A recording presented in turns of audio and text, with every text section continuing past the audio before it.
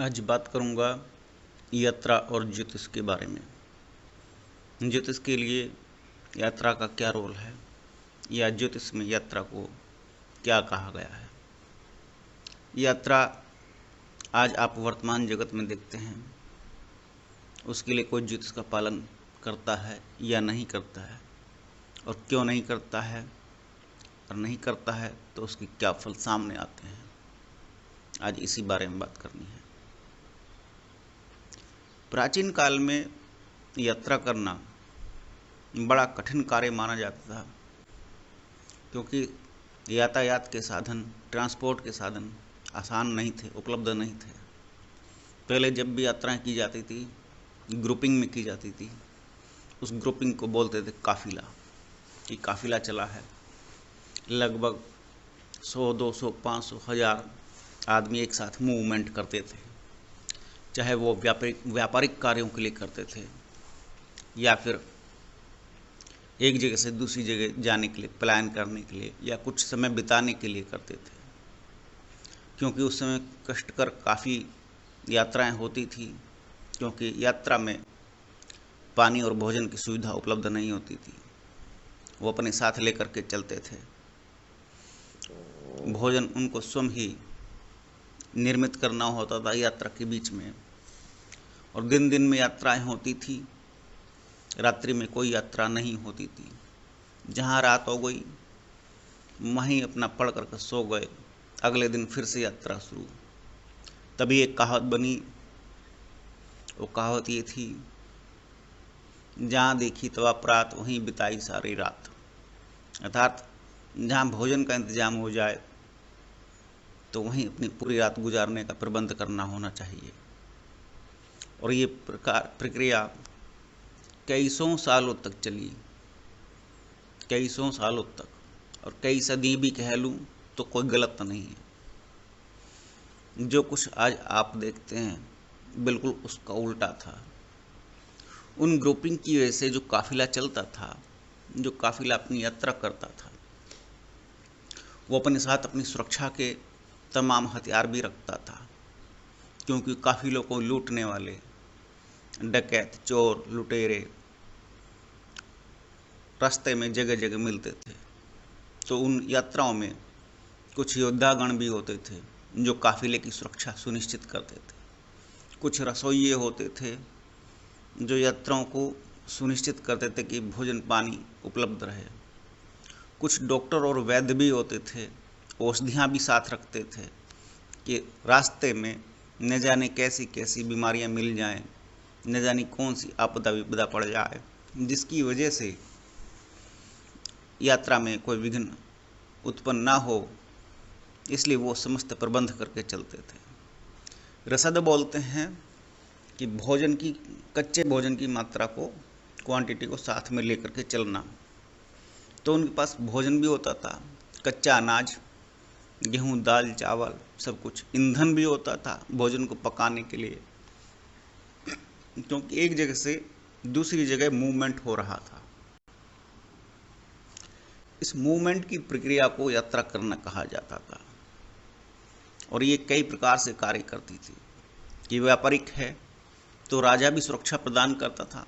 राजा भी अपने सैनिक साथ में भेजता था काफिले की सुरक्षा के लिए, कि एक राज्य से निकल करके दूसरे राज्य तक जाएंगे, और दूसरे राज्य में एंटर करने से पहले संवाद भी होगा। तो द्विभाषी ट्रांसलेटर करने वाले भी होंगे, भाषा के ज्ञानी भी होंगे, जिससे कि व्यापारिक कार्यों को सुनिश्चित रूप से गति मिल सके। बहुत सारी भिन्न भिन्न प्रकार की व्यवस्थाएं एक साथ होती थी जब लगभग 1000-2000 आदमी मूवमेंट करते थे। कोई भी व्यक्ति, एक अकेला व्यक्ति यात्रा नहीं करता था। और ग्रुपिंग में अगर कम से कम कोई तीर्थ यात्रा पर जाता था तो लगभग 10-20 आदमी से लेकर के 100-150 आदमी एक बार में, यानी एक गांव उस समय पर यात्रा करता था। सिंगल का कोई रोल नहीं था। सिंगल होने का मतलब था कि वो मारा जाएगा, और ये सुनिश्चित होता था, क्योंकि सिंगल का कोई अस्तित्व नहीं। आप आज बिल्कुल उसका उल्टा देखते हैं। यात्राओं के साधन बन गए। पहले जब पहिए का आविष्कार हुआ तो तेज गति से चलने वाले घोड़ा गाड़ी, तांगा, बुग्गी आदि बनी। उसके बाद जब मोटर बन गया, मोटर व्हीकल आ गए जिसको कहते हैं मोटरसाइकिल। तो साइकिल है लेकिन उसमें मोटर लग गई तो मोटरसाइकिल बन गई। तो उसके बाद मोटर के बाद बहुत तेज गति से विकास हुआ। फिर कार आ गई, कार के बाद बसें आ गई, ट्रेन आ गई, हवाई जहाज आ गए। यात्राओं को बदल करके रख दिया गया। यात्राएं इतनी द्रुत गति से होने लगी और आज भी होने लगी हैं। अब government 15 minute in A city, केवल 15 मिनट के अंदर एक सिटी के अंदर, एक शहर के अंदर, चाहे वो 25-30 किलोमीटर का हो, चाहे 50 किलोमीटर का हो, शहर के एक कोने से दूसरे कोने में 15 मिनट के अंदर पहुंच जाए, ऐसी योजना बना रही है। इन यात्राओं में सबसे पहला नुकसान तो ये है कि जो सिंगल हैं, जो अकेले लड़के लड़कियां अपनी नौकरी करने के लिए एक राज्य से दूसरे राज्य में चल देते हैं। बहुत से यात्रीगण इस प्रकार से यात्रा करते हैं, अपना परिवार, 2 बच्चे, 2 मियाँ बीवी, उठ खड़े हुए चल दिए कि यात्रा करके आनी है। अब लोगों के पास कार बहुत ज़्यादा हो गई हैं और उन कारों की वजह से यात्रा सुगम हो गई है। चलो भाई, 6-7 आदमी अपने कार में आ जाएंगे, खुद ही चलाएंगे, खुद ही चल देते हैं।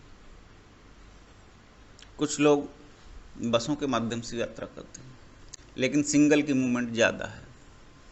जब सिंगल प्राचीन काल में भी सुरक्षित नहीं था तो आज भी कैसे सुरक्षित रह सकता है? एक भौतिक सिद्धांत है, यात्रा में 1 से 2 भले, कहावत है। और कहावत इसीलिए है, आज के लोग अपनी सुरक्षा का कोई भी प्रबंध यात्रा में जाने के लिए नहीं करते, बिल्कुल भी नहीं करते हैं। वो क्या करते हैं? मोबाइल ले लिया, आधार कार्ड भी मोबाइल के अंदर है, पैसे भी मोबाइल के अंदर हैं, सब कुछ मोबाइल के अंदर है। और किसी ने मोबाइल ही चुरा लिया, सब कुछ बेकार।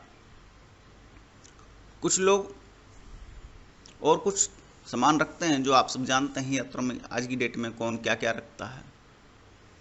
अब पानी भी नहीं साथ में रखते। पहले पानी रखते थे लोग, अरे बोतल मिल जाएगी, बोतल खरीद लेंगे, यूज एंड थ्रो। कल्चर बदल गई, विदेशी संस्कृति आई, इस्तेमाल करो और फेंक दो। इन कल्चर्स ने हमारी जो यात्रा करने की संस्कृति थी उसको नष्ट भ्रष्ट कर दिया। सबसे पहले तो सुरक्षा गई, क्योंकि यात्रा में कोई सुरक्षा के विषय में नहीं सोचता। गवर्नमेंट कहती है कि जब आप रिजर्वेशन करते हैं रेलवे में या हवाई जहाज में, तो आपका रिजर्वेशन में 1-2 लाइन और होती हैं जिसमें आप इंश्योरेंस मांग सकते हैं, इंश्योरेंस क्लेम करके चलते हैं। लोग उसको यूजलेस समझ करके छोड़ देते हैं। और इसी तरह से पहला ही तो इंश्योरेंस की बात हुई, लेकिन फिजिकल रूप से अगर आप देखें तो सुरक्षा के लिए आप क्या प्रबंध करते हैं? आप कोई प्रबंध नहीं करते। इसलिए मैं देखता हूँ, न्यूज़ में आती है, अखबार में आती है, वीडियोज़ में, रील में आती है, यात्रा में बहुत से सिंगल लोगों के साथ अभद्रता होती है। जो ग्रुपिंग में रहते हैं वो मारपीट कर देते हैं। जो डेली बेसिस पर दैनिक यात्राएं करते हैं ट्रेनों में, वो सिंगल पैसेंजर्स के साथ बहुत बदतमीजी करते हैं। ये भी घटनाएं पढ़ने में आती हैं। और बहुत सारी ऐसी घटनाएं आती हैं, यात्रियों को बांध करके लूट लिया जाता है, क्योंकि सभी सिंगल होते हैं, सभी का एक दूसरे से परिचय नहीं होता, कोई किसी की सहायता के लिए तैयार नहीं होता, क्योंकि यात्राओं की संस्कृति बर्बाद कर दी गई। सबसे पहला फिजिकल का सुरक्षा करने का दायित्व वो ख़त्म कर देगा, और वो एक भौतिक रूप से, मानसिक रूप से ब्रेन सेट कर देगा, माइंड सेट कर दिया कि आपकी सुरक्षा का भार जीआरपी, रेलवे पुलिस फोर्स के पास है। आपको सुरक्षा के बारे में सोचने की जरूरत नहीं। आपकी अपनी सुरक्षा पुलिस के हाथों में है, आपको सुरक्षा के बारे में सोचने की जरूरत नहीं। जबकि आपका जो भौतिक शरीर है, जहाँ है, जिस समय विद्यमान है, अगर उसके साथ कुछ होता है तो अपनी ही सुरक्षा कर पाने में असमर्थ हो जाते हैं। ये यात्राओं के बारे में बात कर रहा हूँ। केवल एक पॉइंट उठाया है मैंने आज कि जब आप यात्रा करते हैं तो सुरक्षा के बारे में क्यों नहीं सोचते, क्यों नहीं सोच करके चलते कि यात्रा में कभी भी कुछ भी कैसे भी हो सकता है। ज्योतिष में यात्रा जीवन का एक दूसरा अर्थ है। जीवन अलग और अनंतर पर्यायों पर चला जाता है। यात्राओं के माध्यम से जीवन केवल एक यात्रा नहीं है, पलायन भी हो सकता है, मूवमेंट भी हो सकती है। मूवमेंट क्यों होगी, पलायन क्यों होगा, क्यों कोई यात्रा करेगा, कोई क्यों यात्राओं में कष्ट भोगेगा और कोई यात्राओं से क्यों लाभ प्राप्त करेगा। भिन्न भिन्न प्रकार के अनेकों क्वेश्चन ज्योतिष यात्रा के मामले में प्रदान करता है।